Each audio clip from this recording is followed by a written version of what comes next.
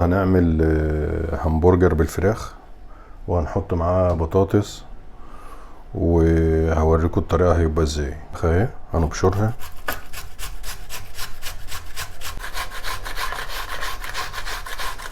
دلوقتي بشرنا صدور الفراخ اهي، لازم تكون متلجة عشان تتبشر بالطريقة دي. بشر البطاطس، صفي البطاطس من المية بتاعتها.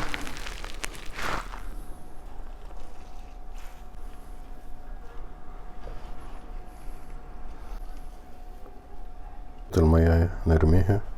البصلية، توم، نصفي البصل.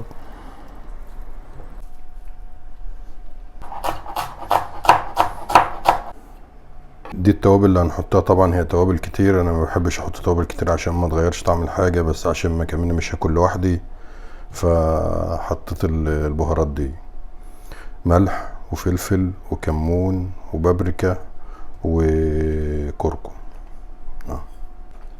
دي البيضه اهي، معلقتين نشا. طبعا اللي مش عايز يحط نشا ويحط بقسماط عادي شغال. هنقلب.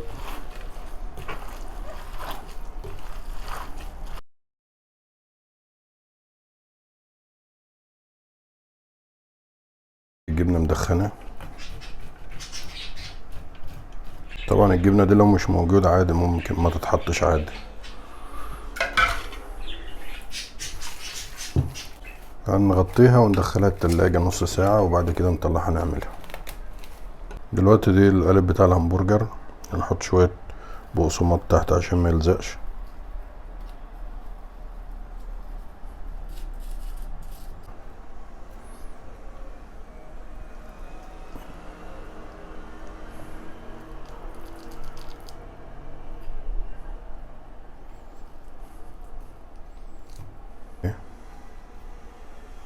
ونديها رشة كمان من فوق.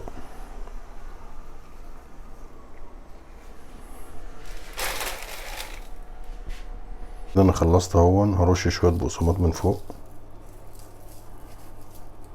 وبعدين هنديله رشة زيت وادخله الفرن. ده ممكن يتقلي في الزيت وممكن يخش الفرن. انا هعمله في الفرن لان الفرن هيبقى احسن من الزيت ومش هيتعب.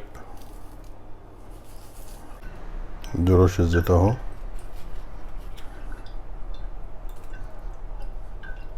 ندخله الفرن.